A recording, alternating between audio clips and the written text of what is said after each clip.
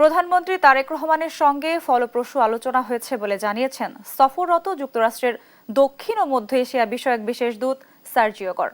বিনিয়োগ বাড়াতে আগামী সপ্তাহে যুক্তরাষ্ট্রের বিনিয়োগকারীদের একটি প্রতিনিধি দল বাংলাদেশ সফর করবে জানিয়ে বাংলাদেশের সঙ্গে পারস্পরিক সম্পর্ক পরবর্তী স্তরে নিতে আগ্রহী বলেও জানান তিনি।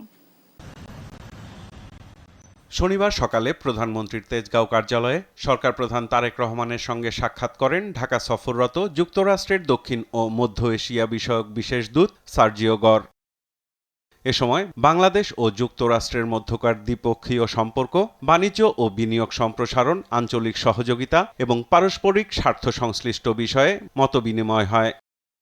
সাক্ষাৎ শেষে প্রধানমন্ত্রী কার্যালয়ের ফটকে সাংবাদিকদের সঙ্গে কথা বলেন সার্জিও গর। ফলপ্রসূ আলোচনা হয়েছে জানিয়ে তিনি বলেন, মার্কিন নাগরিকদের বাংলাদেশ ভ্রমণে সতর্কতা নামিয়ে আনায় দুই দেশের সম্ভাবনা এগিয়ে নিতে সহায়ক হবে। প্রধানমন্ত্রী তারেক রহমানের সাথে খুবই ফলপ্রসূ আলোচনা হয়েছে। আমাদের দুই দেশের মধ্যে যথেষ্ট সম্ভাবনা আছে। এ সপ্তাহেই আমরা বাংলাদেশে ভ্রমণ সতর্কতা নামিয়ে এনেছি, যাতে যুক্তরাষ্ট্রের মানুষের আশার আগ্রহ বাড়ে এবং বিনিয়োগ পরিবেশ তৈরি হয়।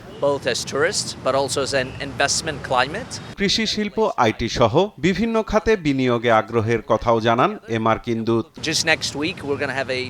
যুক্তরাষ্ট্রের কোম্পানিগুলোর প্রতিনিধিরা আগামী সপ্তাহেই বাংলাদেশ সফর করবে। তারা বিনিয়োগের সম্ভাবনা দেখবে। আমরা উভয় পক্ষ থেকে বার্তা দিতে চাই যে আমাদের যথেষ্ট সম্ভাবনা রয়েছে। কৃষি, শিল্প, আইটি সহ অনেক খাত আছে যে বিষয়গুলো নিয়ে বাংলাদেশ যুক্তরাষ্ট্র একসাথে কাজ করতে পারে। আমরা আমাদের সম্পর্ক পরবর্তী স্তরে নিতে চাই। 3 দিনের সফর শেষে শনিবার বিকেলে ঢাকা ছাড়বেন যুক্তরাষ্ট্রের দক্ষিণ ও মধ্য এশিয়া বিষয়ক বিশেষ দূত সার্জিও গর।